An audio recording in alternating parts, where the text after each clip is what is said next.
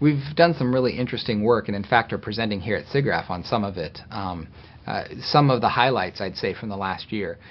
We've integrated an HDRI lighting pipeline fully into our Katana workflow. So what that means is on a movie like Smurfs, we walk onto the set, we take high resolution, high dynamic range photographs of the set. We capture all the lighting from the set. We bring that into our lighting tool, and we automatically, with the user selecting where the lights are and blocking them in with some very primitive geometry, we automatically set up the whole lighting rig just like it was set up on set. So the DP's lighting is transferred into the computer with a high degree of accuracy. So then our Smurfs just drop into the plates, and some of those first passes on the Smurfs look better than some of the passes we used to take 2 or 3 weeks to get looking great, especially in the most complicated sets. It really pays off. So then our artists can take the time to sweeten the shot and to add a little kick or a little rim that wasn't that the DP would have lit if there was a Smurf there to light, but he maybe didn't have that Smurf there on the scene. So we just have that time to spend finessing it, and the net result is we actually get the shots done quicker and they look better. So that HDR lighting pipeline has really paid off in terms of putting more on the screen, even given the fact that our the budgets and the time pressures are as aggressive or more aggressive than ever before. So that's a good example of a successfully newly implemented technology. I think the answer really to where we should be headed next with technology really is to answer what is the artist doing every day that is in the way of their creative process. If you can imagine the process that our artists still go through today, our lighting tool today is probably 5 to 10 times faster than it was just a few years ago, and it was pretty decent a few years ago. That said, when they make a change in their scene and have to wait for that first little bucket, that first little portion of the screen to come back and give them feedback whether they made a good change or not, the time frame you have between those two things is much too long. Partially because our sets are incredibly complicated, and what we get asked to do is never a simple thing, right? It's always tens of thousands of different things in the scene and all these complicated environments and characters. What I'd really like to do is take that waiting time out so that the artist, instead of having to guess what that setting is going to be, let's say 4 or 5 times before they're completely out of patience or out of time, they can do 400 or 500 samples and see what the right spot is to put that light, or to pose that character, or to try a different play blast of an animation.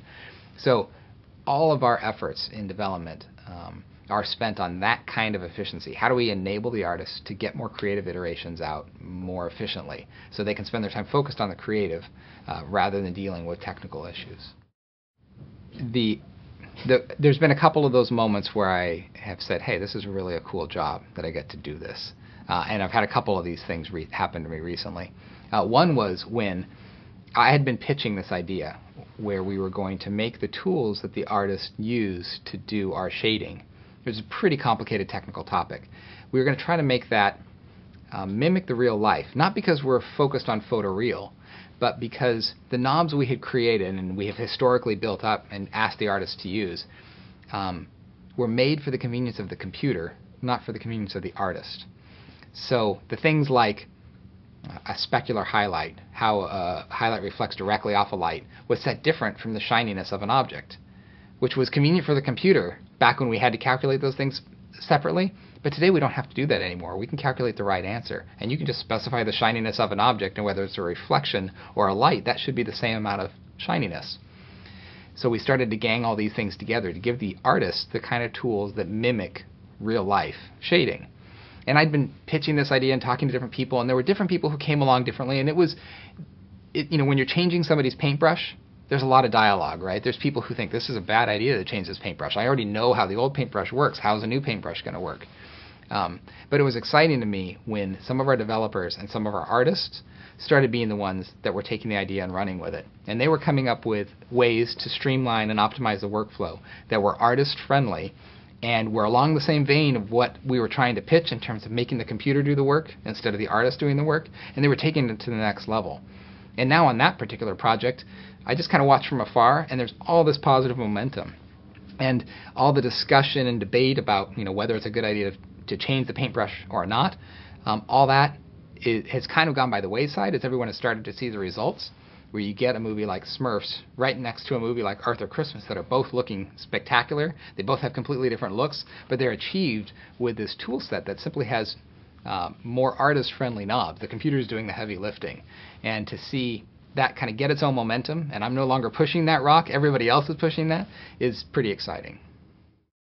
I started in this business as really more from the technical standpoint. I had a computer science background. I knew how to program computers. I was interested in computer graphics. I grew up with an Amiga computer running Deluxe Paint, making images and editing videos and doing graphics on top of these videos. So I had an interest in both, but really my skill set was on the technical side. And I got a great break. I got an internship at a company called Vision Art. This was a little company that at that point really no one had ever heard of, and probably most of your viewers haven't heard of it. But that company went from a small company that was doing cable television commercials down in Orange County, which is south of LA, to a company that was working on Star Trek television episodes. And then we got our big break on film on Independence Day, where I got to do the alien attackers fighting the F-18s and all the flocking and swarming stuff. And I was developing software and doing my own shots and helping to supervise some of the other shots. And I just had an amazing experience being part of a small team of people that really helped build that company. And of course, we didn't know what we were doing. We were just having a blast, working really hard and getting to put really great images on screen. So it was kind of that combination and getting to work with really talented artists who trained my eye of how things should look, told me when things look bad, and gave me an opportunity to really hone my skills artistically as well as kind of continue to build my technical skills. And then I got a break. I got a chance to come over to Sony Imageworks when Sony was starting Stuart Little, and I got to do effects animation on that show, and then eventually did various levels of supervising until I got to push my own shows through on Cloudy with a Chance of Meatballs, and before that, Surf's Up, where I got to act as a visual effects supervisor and get paired up directly with the director to make sure we got their vision on the screen. So I've been very fortunate to get to work on some of the best films that Sony's worked on, and some of the best films that I've been able to enjoy even before that.